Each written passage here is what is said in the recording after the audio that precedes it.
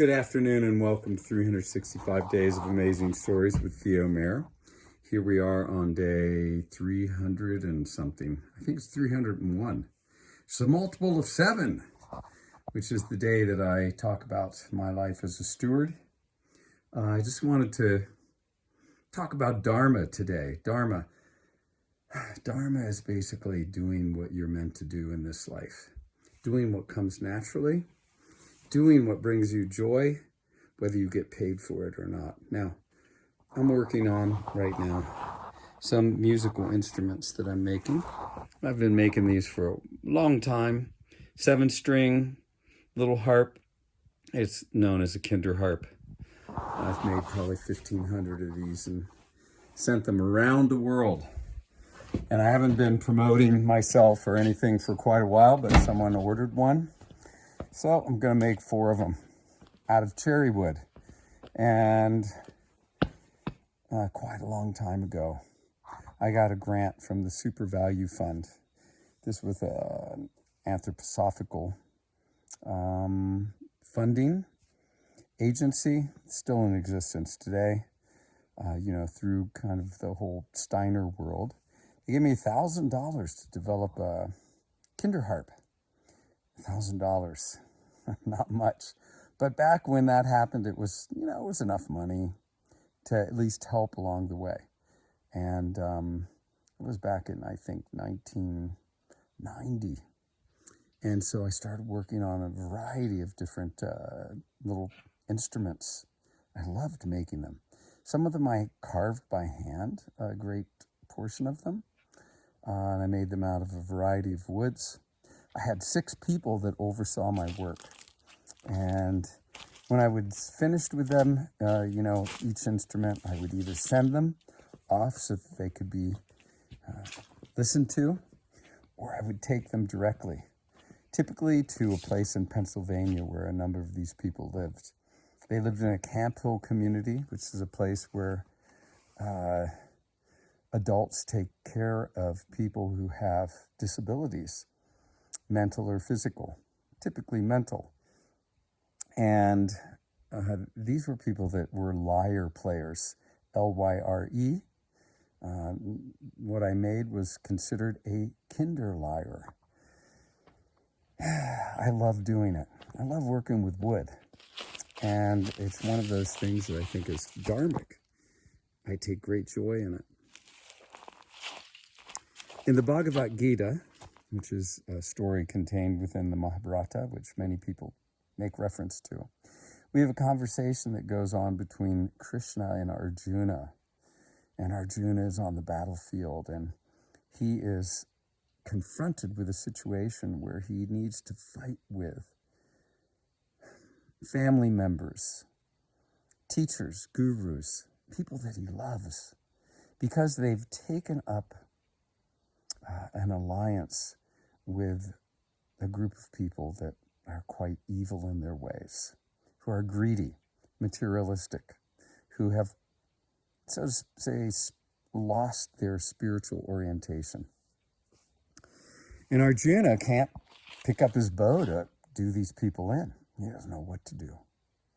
And so Krishna talks to him and talks to him about doing what he is meant to do. Now, Arjuna is the best archer in the world. He is the best warrior in the world. This is what he's meant to do in this life, is to fight with other people and to uphold what is right. And so Krishna convinces him that he is to just allow himself to do what he's naturally born to do, not worry about killing these people because they're already dead, as Krishna says. All of us are. Once we're born, we're inevitably going to die. With life comes death. Sad but true. Sad but true. Something that we have to confront, something we have to accept, something we have to deal with. I'm not sure I have. I don't know that I will until the day it comes. It is the great mystery, the great unknown we're confronted with. But while we're here, we're meant to do our duty, meant to do our Dharma, meant to do what brings us joy. and how we contribute in the world. At the age of 22, I felt like I retired from this world. I have to say, I'm standing in a great place right now. You can see the sun on my face. Let me back up a little bit and show you the sun is setting out here on the Pacific coast. And here I am. The camera, oh, there we go. The sun is setting there over the Pacific Ocean. Quite a beautiful scene. And this is my place where I live. That's the cabin I rent out. My house is over there. Anyway, 360 from where I'm standing. So, I'm 20 years of age, and I stop out from Stanford. I spend 1 year at the University of Cincinnati. I just wasn't really into being in school, and the worst situation for me was I was spending all this money of my parents in tuition at Stanford, and I didn't even know what I wanted to do. I felt like this is ridiculous, and I shouldn't be spending my parents' money in this way. So I ended up stopping out at Stanford, and I went to the University of Cincinnati. My mom was affiliated with the university. I could go there for free, which I did for 1 year, and it was ridiculously stupid. The professors were so uninspiring. I was like done. I was done with classrooms. I was done with being told what I should learn, and no one was teaching what I wanted to learn, which was how to live in this planet in harmony. That's my Dharma. My Dharma is to live here in a peaceful, joyous fashion. And no one was teaching me how to do that. People were telling me that I should, get a profession and get a job and have retirement and make money and have a salary and, buy a house and have a family, and wasn't really into it. Now, at the age of 24, I had my first son. It was accidental, I have to say. Through that relationship with the mother of my son, I ended up learning Transcendental Meditation, taught by or brought to the world by Maharishi Mahesh Yogi. I believe it was known as Raja Yoga. It was the technique of transcending that was taught to royalty, the people that would be ruling the world. Enlightened rulership. Can you imagine it? That would be people that actually cared about the people that they were governing and wanted to make sure that they were on the correct path, a spiritual path, not a materialistic path. What a world of change it would be if we had people like that were governing our nations and our world. Now, Maharishi did some amazing things. First, he brought the technique of transcending to people worldwide. Secondly, he brought in information about Ayurveda. Maharishi was all about enlivening the Vedas. Vedas are eternal books of truth, or they're books of eternal truth. Truths that don't change. Laws of nature, like physics, chemistry, laws, reactions, things that happen with regularity. Okay. The sun is beautifully setting right now. So he brings in Ayurveda, which is a branch of the Vedas. It's all about taking care of physiology, preventative medicine. But also it gets into, if you have some imbalance, correcting the imbalance in your physiology, which creates health. Then got into jyotish, which is basically Indian astrology. Isn't it great if you know what's going to happen before it happens? Sort of. Isn't it great if you can avoid the disaster before it happens, avert the danger before it occurs? That would be a great thing. And jyotish allows us to do that. It allows us to know what's happening before it happens. I have a person that's been doing my jyotish for years.